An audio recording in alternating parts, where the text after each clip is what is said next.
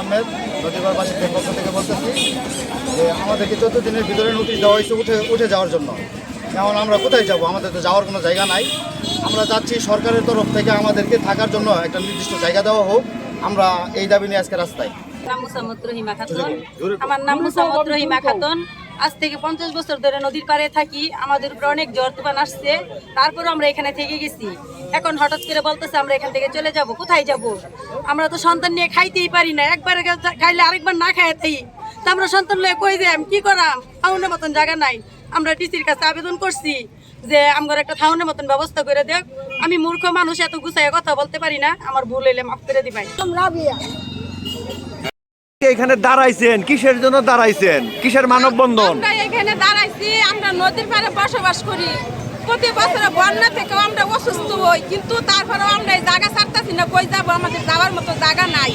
এখন আমরা দেশবাসী সরকারের কাছে আবেদন যেখানে আমরা দেখ একটু জায়গা দেখলে তো আমরা সবাই বস্তির মতো সবাই একসাথে থাকতে পারি। আমার জায়গা কেনার মতো জায়গা নাই, এমনি কোনো জায়গায় ভাড়া থাকার মতো আমার কোনো অবস্থান নাই। দিন আনি দিন খাই। তারপরে কত বৃদ্ধ মানুষ আছে, শিশু মানুষ আছে, অনেক মানুষ, 1000-1500 মানুষ। এগুলো আমরা কোথায় যায় থাকবো? আমার দাবি একটাই যে আমার পুরানো জায়গা দেখ, আমরা যাতে পুরানো বাড়ি ঘর করে দিয়ে থাকতে পারি। আমি মোহাম্মদ আনোয়ার হোসেন। আমরা নদীর পাড় রেলওয়ে কলোনি ব্রহ্মপুত্র নদীর তীরে আমাদের বাসা। দীর্ঘ 50 বছর পর্যন্ত আমাদের দাদা, আমাদের বাবা, আমরা এখানে স্থায়ীভাবে বসবাস করতেছি। 40 বছর পর্যন্ত এখানে যারা বসবাস করি আমরা অনেকে জেলে মাছ ধরে, রিক্সা চালা, নিম্ন আয়ের মানুষ ভ্যান গাড়ি চালায় এবং বাদাম বিক্রি করে। এভাবেই আমাদের নিত্যদিনের প্রয়োজনীয় আমরা দিন খাই। সারাদিন কামাই করি, সন্ধ্যার সময় আমরা চাল ডাল কিনা বাড়িতে যাই। আমাদের একেবারে বস্ত্র হারা, আমরা বাসস্থান হারা, আমাদের কোনো জমি জমা নাই।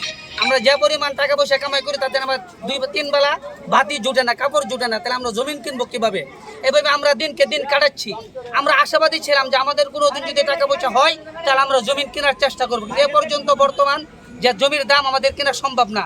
তারপরে আমরা আশা ছিলাম বাংলাদেশ সরকার বিভিন্ন জায়গায় বিভিন্ন ধরনের গরিব অসহায় মানুষদেরকে, বাস ধরা মানুষদেরকে বিভিন্নভাবে প্রজেক্টের মাধ্যমে বাড়ি ঘর বিল্ডিং দিচ্ছে।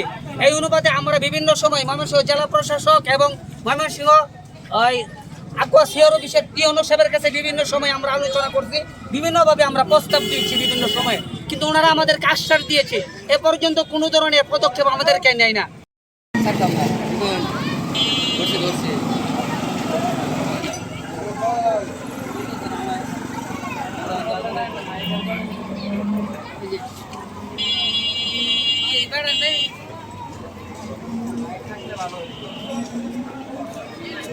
পিকচারে টিভি দেয়